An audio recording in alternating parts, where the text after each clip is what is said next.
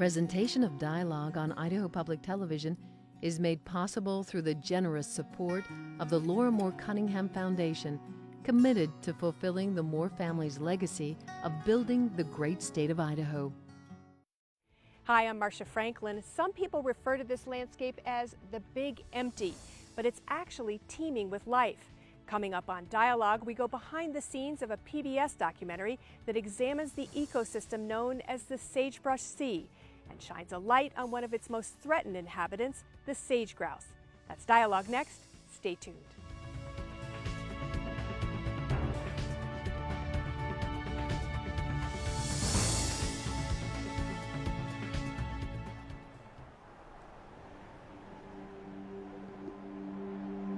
On an icy plateau, a lone performer takes the stage.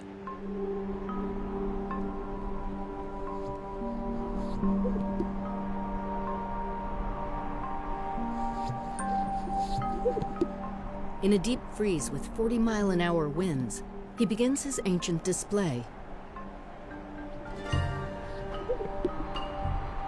His plumage is designed to dazzle. Key to his success is to stand out in this vast expanse. His home is often called the Big Empty, but that couldn't be farther from the truth.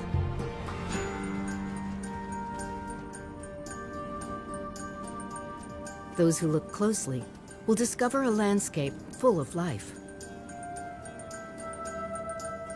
On this stage, the struggle for survival has played out for millions of years.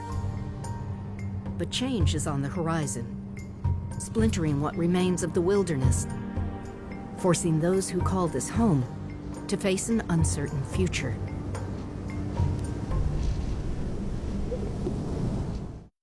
Hello and welcome to Dialogue. I'm Marcia Franklin. You were just watching a clip from the documentary The Sagebrush Sea, which aired on the PBS series Nature and is available online. It follows a year in the life of a sage grouse in what is one of the most inhospitable and yet beautiful landscapes in the world, sagebrush country. Threats to the sagebrush ecosystem from fire, from development, from drilling, and from grazing also threaten the sage grouse. My guest today, biologist and producer Mark Dansker, was concerned enough about the situation to spend 2 years with a team of videographers making the Sagebrush Sea. I spoke with him about the challenges they faced along the way and the draw to this unique landscape. Well, welcome to Idaho. It's so nice to have you here. Thanks for having me. And first, congratulations. This is really a special thing to have your first film make it to Nature. Yeah, it's pretty awesome. Hard to top. You didn't even know that this was going to happen, did you? No, the Lab of Ornithology took on the project and made the film, and we were fortunate that Nature felt they could air it. We felt it was a really important story to tell, so we just went out for it all on our own. So before you even knew where it was going to air, you guys committed to doing it? We did. We knew it was going to be a PBS show. I mean, there's nowhere else for a show like this to air. We knew we had to get it out there on PBS, but having a national broadcast on Nature, which is it's the best show for this kind of thing on television. So for us, that was great. We were thinking that we just needed to get it out to people in the 11 states where the sagebrush is, and communicate about how beautiful it is to people. Why was it so important for you on spec, so to speak, to spend these years? Because it was what, 2 or 3 years? Yeah. Well, at the Lab of Ornithology, we're really tuned into what are the big conservation issues in birds. And I have a background, about 20 years of loving sage grouse. And so as a media producer for the lab with the emerging issues around sage grouse, it was kind of a no-brainer that we had to do something. It took some convincing for us to decide that we were going to do a big documentary as opposed to the kinds of conservation targeted media we usually do. But it's such a great subject to do. Why was it a no-brainer? What was pressing, and what was the need to get out there, not just to the people that live in the Sagebrush Sea, but to the whole country? What was the pressing need? Yeah, I mean, my background in sage grouse is how interesting they are as a critter, but what's happened now, what we learned was that the court had ordered, I should say, the U.S. court had ordered the Department of the Interior that they have to decide whether or not to list the sage grouse as an endangered or a threatened species or to take them off of the list of warranted species. And so we knew that was coming years in advance, and we knew that that was going to be a really important moment in the conservation of this species and this habitat. We knew that nobody really understood what was going on out in the sagebrush. There's been wildlife films about all sorts of ecosystems, including in Idaho and all these Rocky Mountain ecosystems, but this is the one that's in between everything else, and nobody given it to do. So we got convinced that it needed a PR piece, something that really allowed you to just appreciate it, as we were coming up on the cusp of this really momentous moment in U.S. Conservation. What is it about sage grouse that enamors you so much? I mean, you have your doctorate now. You studied sage grouse. What about this critter, as you put it, draws you and makes you want to spend years of your life telling other people about it? Well, I mean, my interest in the bird comes from how amazing they are on the leks. So I'm interested in the evolution of signals and a lek is an area where they all get together. It's kind of salty, right? That's right. So there are these open areas. Most of them are little salt flats, but sometimes just a hillside even will do. And they come together. All the males come together. Females come to choose between them. And it's in these kinds of systems where we see the most extreme display behaviors evolve across in all sorts of things, from insects all the way through to mammals. These kinds of lek systems drive the most extreme sexual selection. And so you get these crazy displays. And lots of the prairie grouse have them, the sage grouse and the greater prairie chicken, lesser prairie chicken, sharp-tailed grouse. Those birds are all spectacular, but the greater sage grouse is the king of them. This air sac that it has is just remarkable. So as soon as I saw it, I knew I had to study it. And then I got more interested in the conservation and the ecology and the other parts of its life only later on, almost 15 years later, as I came back to really understand what was happening in the conservation of the species. Well, we'll talk more about that, but you mentioned this air sac. We've got a clip showing that. I mean, they puff up and they use it for displays to attract the females, but they also use it in a more kind of aggressive fashion when they're fighting for dominance, I guess you might say, or to who's going to be the king of the lek. And we've got a clip that I'd like to show people from the Sagebrush Sea. Sure. He fills a balloon inside with more than a gallon of air, fans his tail, and squeezes the air sac. As other males approach, the contest begins. They only have a few weeks before the females arrive to establish their dominance and a territory. Pairs square off, facing just past each other. And then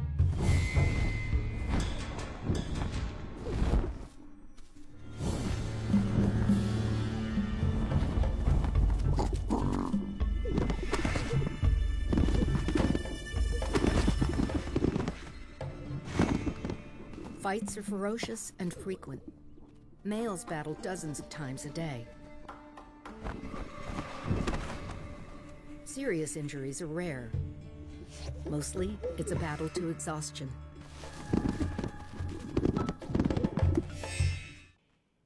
Wow, pretty violent, but it sounds like none of the animals really fights to the death, do they? It happens now and again. I mean, it's very serious business for them. This is all the males do. Selection. It's about who gets to pass along their genes. That's right. And so they have both kinds of major forms of selection happening. The males are fighting for physical dominance, so they have to be big and strong. And then they have to fight later on for female interest. They actually have to have the females choose them. They can't just dominate over them. So. And what I learned from your documentary is that amazingly, the females, something, 3/4 of them choose one guy. Yeah. I mean, they really can figure out who the best bird is to pass along their genes. And we've been studying people, scientists have been studying them for years, and we can't really tell. We know certain things about them that seem to be a little bit better. We don't know how they all come to the right decision. But if you look after the fact, the males that they did choose, and you look at the strength of them through the season and how they wade through the season, how strong they were through the season, it ends up that the males who do get to mate are the ones that are really, really fit. And that the females can find those males in the middle of all this chaos. Well, let's talk about how that particular scene was filmed.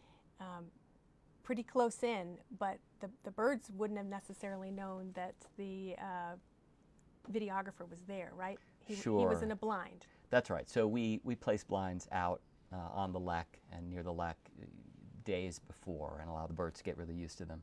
I mean, the lek sequences are really exciting. In a way, they're the easiest because we know where the birds are going to be coming in. They come to you.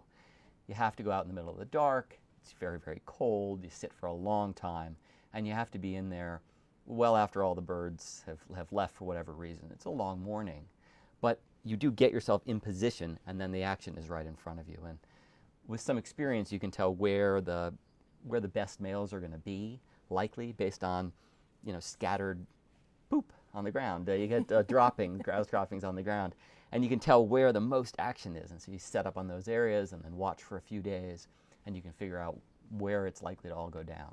But still, you can have action happen just outside of that blind. Yeah. And miss it. So well, that's what happened with the predation scene. And we had a predation scene. You hear eagles come in every once in a while, but actually to get one hit a bird, you would have to sit for a few years to get that. Instead, you're on the lek in a blind with your camera facing that way, but you will hear an eagle come in and hit a bird. And it happened. The scene's in there, but we don't actually have the actual strike because you're never looking out the right window when it happens. Well, you say you have some other phenomenal footage that we'll talk about as well, but I want to go back to the grouse itself and not just your fascination with it, but your concern for the species. Yeah. What are we seeing across the board in terms of historical levels of greater sage grouse and now? Yeah. So we know that there used to be somewhere between 5 and 16 million of them, and now there are between about 200,000 and biggest estimate about 500,000. So it's probably gone down from about 5 to 200,000, 5 million to 200,000. And the range has contracted by half. And so what you see though is it's not just that they're going in from the edges, it's the whole population everywhere has shrunk and it's come in from the edges. So we know that grouse are down everywhere, or most everywhere. There are still some wonderful places. So from 5 to 6 million in population down to a couple 100,000 across 11 states. That's right. And it's controversial. This is controversial business because a lot of these areas are areas where resources such as mining are happening, grazing, and just fast-growing metropolitan areas. What was the balance in your mind as a producer between concentrating on the nature aspect and the science aspect of the sagebrush sea and of sage grouse, and getting in some of these political issues as well? I mean, ultimately you weren't making a political film, were you? No, we really felt like our role was to appreciate the place more, but not set it up as this great American wilderness that did not have people in it, but to make it clear where we intersected, where our footprint was part of the ecosystem, was modifying the ecosystem. But we felt like, the piece we can really add is this place is gorgeous and worthy of your wonder. That's the piece nobody else was doing. There were plenty of people debating policy and politics. Nevertheless, you did touch on it, and I want to show folks a clip because mining, particularly in Wyoming, where you concentrated your filming, is a piece of this. I mean, when you put the rigs down, it causes an effect. Sure. And so let's take a look at a clip regarding oil resources. Coal, uranium, gas, oil. We've drilled down like deep roots to tap these resources.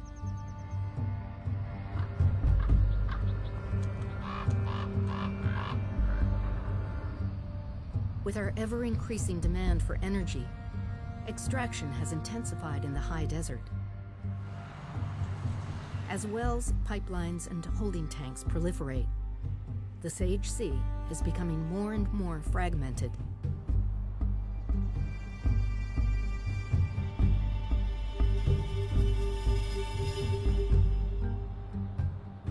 This one gas field was once a migratory corridor for pronghorn and prime habitat for sage grouse.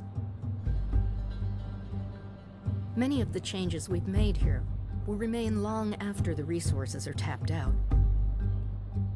This is not an ecosystem that regenerates quickly.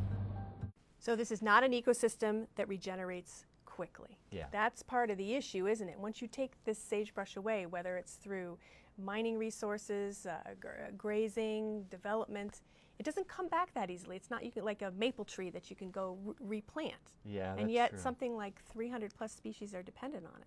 That's right, and it's not just the sagebrush, it's the vegetation around it. So you can take the grasses and the forbs out from between it.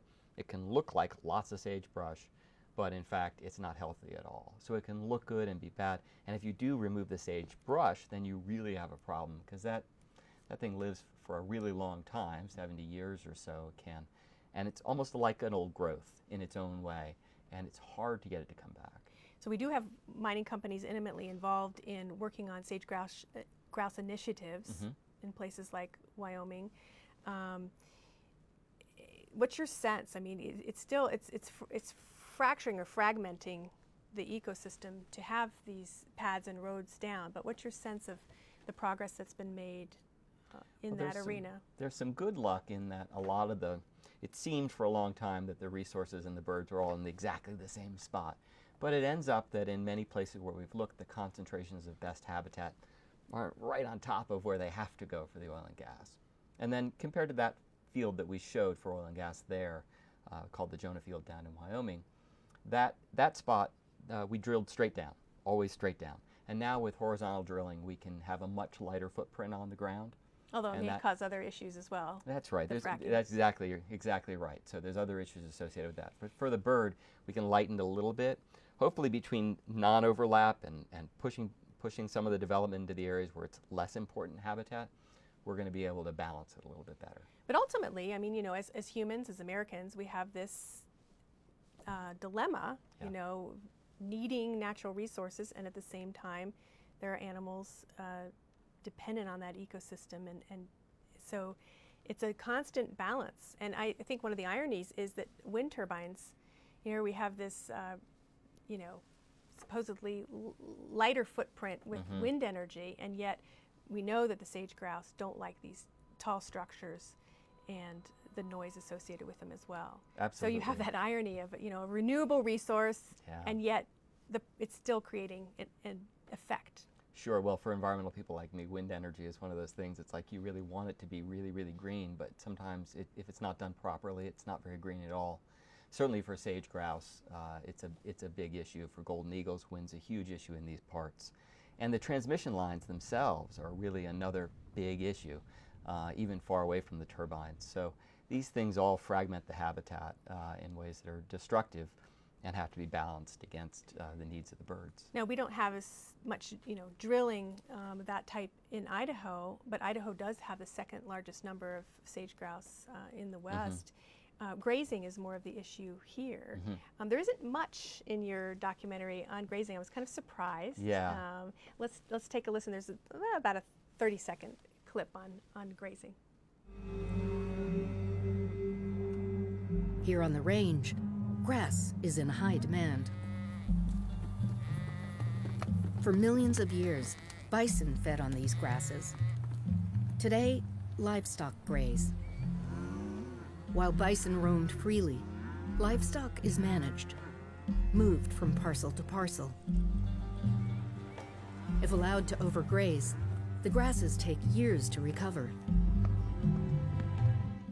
So again, it takes years and years to recover. Cheatgrass can come in, then cheatgrass burns, and we've got another issue on our hands. But I was again surprised. Only 30 seconds of, you know, on the grazing, which is such a hot topic here, grazing and sage grouse. Yeah, well, you know, grazing is the issue that's really reshaped, or it's the impact that's really reshaped the broadest part of the West. It's changed sort of everything, and in fact, a lot of places probably don't look at all like they did before the open range. And now in this era of learning to manage cattle better and better, there's a lot of collaboration going in around better grazing practices and keeping cattle in areas away from the birds for different parts of the year. So there's so much work that's been done in that area that people, we wanted to really try and encourage ranchers to open their eyes to the wildlife that they know is there and see something beautiful, instead of being turned off by a show that was anti-grazing. Because the solution isn't being anti-grazing or, you know, ending ranching. It's working with ranchers to do things that are better for everybody. There's a good for the bird, good for the herd mentality, and there's a lot of things people can do to bring that together. Certainly some people don't believe that it comes together as well as we do, but we think they can be brought into the same space. Now, as we speak, as we have this discussion, the federal government has not decided what the decision is regarding sage grouse. It could come out with a warranted decision, which means it warrants being endangered, or not. My sense from watching different programs, though, and reading up on this is that, as you mentioned, there's been so much collaboration that the interested parties and stakeholders are really saying, look, we can make this work even if it's not listed. Yeah. I think that we've seen an epic level. I mean, this is the largest conservation cooperation in the U.S. history, and it's the largest single species conservation effort in U.S. history. It's alarming to think about it that way, but it's massive on scale and in terms of the people who've gotten involved in an effort to keep the bird off the list. The listing decision is its own quagmire of problems, but what's really happened already is a set of decisions have been made, put in place and codified in plans that will allow for most of the conservation that's going to happen either way.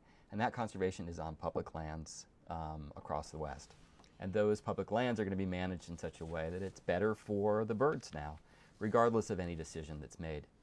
That's not going to keep it out of the courts, though. I was going to say, litigation is going to occur. It's already, there's rumblings about it. No matter what happens, and either the states and various associations and industry will sue, or the environmental groups will sue, or both. It's a part of the process at this point, unfortunately. It's a part of the negotiation almost. Nobody will ever be fully satisfied. Let's get back to the filming Sure. of this before we close. I really want to talk a little bit more about that. You have some incredible scenes in there. One, I was just astonished looking at it. It's really, really close on a ferruginous hawk nest. That was done remotely, right? That's a remote camera. There's options available to us now that maybe weren't 20 years ago that allow you to do that. It's not like a tiny remote camera. It's the big cameras that we use stuck on a beanbag along an incredibly long Ethernet cable from our cinematographer in the blind. So he had to sneak out every morning, and he had to set it all up and be down with all the battery situation and hope for the best. But it's sort of remote. In other words, he can't put his hands on the camera. So.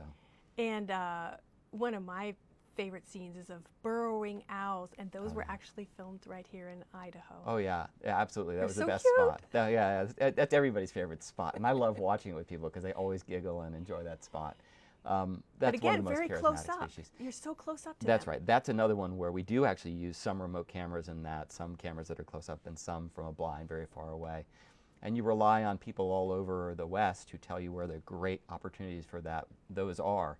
And while we looked at burrowing owl spots all over the place, we drove out to Idaho just to get this one spot for burrowing owls that we had some good intel that was going to work out. Nature Conservancy Nature site. Conservancy land here in Idaho. Same, you got real close-ups on mule deer walking through a river. Yeah. Also, that one was done real sort of more of a leave the camera out there for days at a time kind of camera trap almost. And that's also done by a gentleman out of Wyoming, Joe Reese.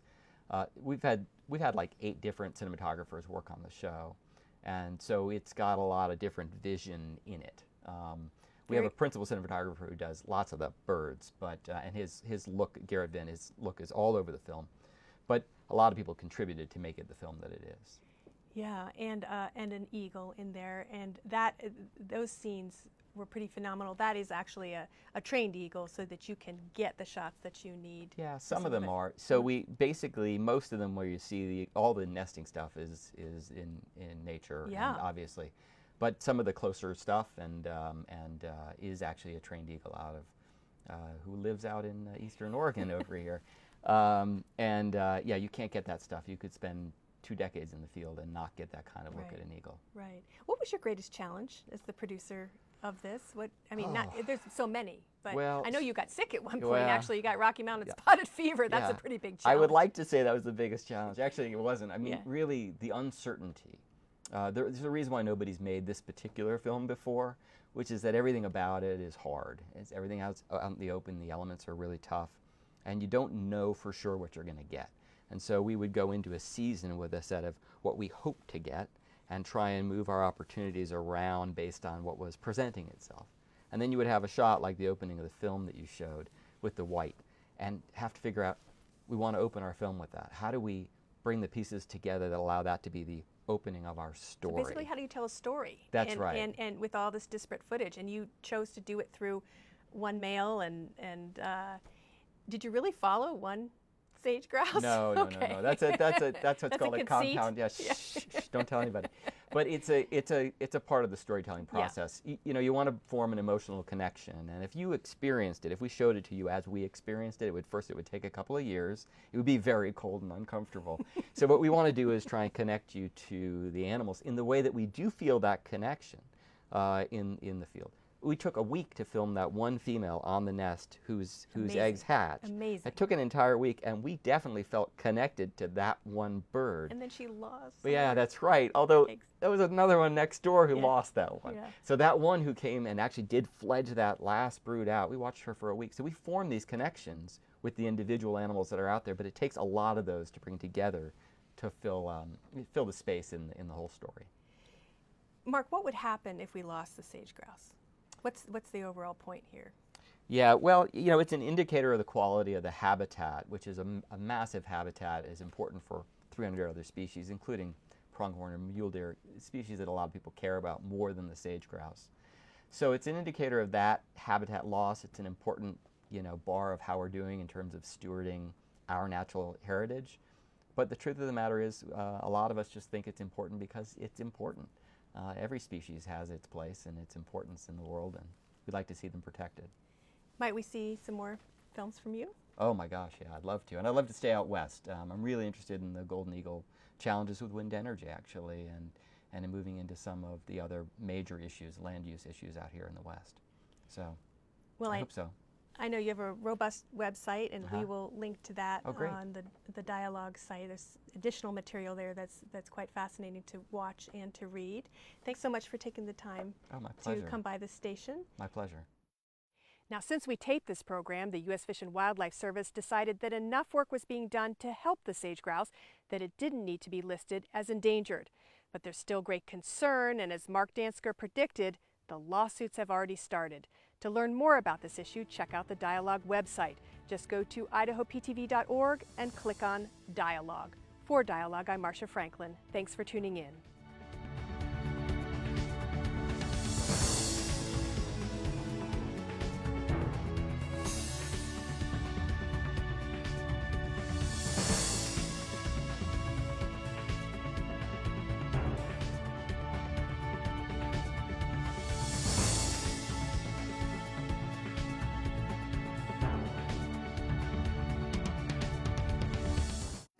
Presentation of Dialogue on Idaho Public Television is made possible through the generous support of the Laura Moore Cunningham Foundation, committed to fulfilling the Moore family's legacy of building the great state of Idaho.